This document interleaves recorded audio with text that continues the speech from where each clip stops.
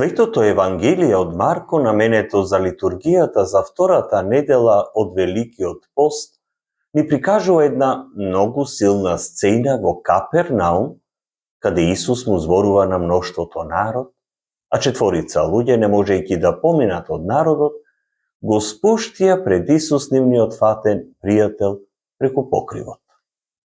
Мноштвото народ на кој Исус му зборува доаѓа кај него од љубопитност, од желба да слушнат нешто ново или да добијат нешто за себе. Здравје, утеха, благослов. Тоа се луѓе кои бараат Божјата помош само за материјални и телесни потреби, но не го бараат Бога. Ги бараат и сакаат неговите дарови, но не и да остварат личен однос со него. Зарем не е така и денес?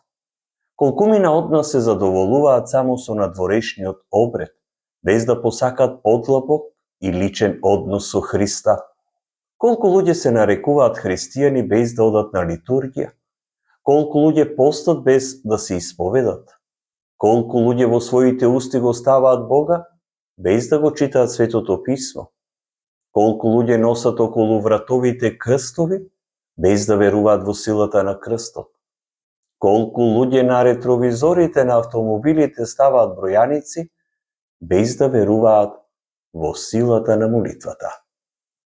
Но Евангелието ни ја прикажува и верата на четворица луѓе кои имаат голема љубов и грижа за нивниот фатен пријател. Во нивната намера на фатениот пријател да му овозможат да оствари личен однос со Бога, ништо не можело да ги попречи. Ниту мноштвото народ, ниту блокираната врата, ниту височините на покривот. Нивната вера и упорност дава резултати. Исус ја препознава нивната вера и му вели на фатениот синкот и се опростуваат гревовите твои. Со тоа Исус открива што е најважно. Не само телесното здравје, туку многу поважно е простувањето на гревовите, здравјето на душата. Книжниците веднаш приговараат: како може некој да простува гревови кога само Бог е оној кој што може да простува? Но Исус, за да ја докаже својата божествена власт на фатениот, не само што му ги прости гревовите, туку му подари и телесно здравје.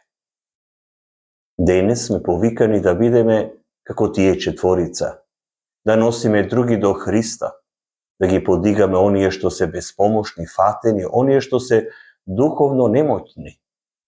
Може би ние самите сме фатени понекогаш во верата, затоа треба да дозволиме да бидеме однесени кај Исус, да не водат до личен однос со Бога. Христос и денес ни го нуди своето простување и оздравување. Да не бидеме како луѓето кои бараат од него чуда, туку да оствариме со него личен однос со тоа што ќе признаеме дека често сме фатени во верата, дека сме грешни.